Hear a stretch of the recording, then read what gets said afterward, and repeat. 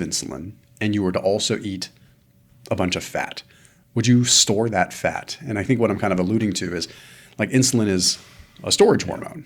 So independent even of calories in that moment, can insulin drive in the storage of fat as well? This is a very interesting question with a lot of nuance. And I would argue it's about the relative amount. Okay. So it takes very little insulin to shut down processes of liver or glucose release. So the breakdown of glucose from glycogen into elevating levels of circulating glucose. What that's telling us is that insulin has a profound impact to the liver at shutting down or changing enzymatic processes within the liver. What about in the fat? Because that's really what you're talking about here. It takes a much higher level of insulin in these other tissues to change enzymatic processes. So it's about the relative dose that matters here.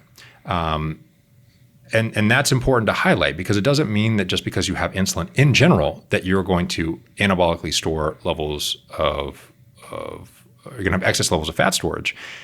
I can promise you, if an individual is eating 2,000 calories right now and they eat fat and inject insulin, because you do have to inject insulin as a person with type 1 diabetes with fat, you will lose a ton of weight because it's not just about the single administration of that insulin in that moment, which may blunt some of these catabolic processes. It is the accumulative effect over 24 hours and then subsequent days and days and days of insulin and then ultimately glucose.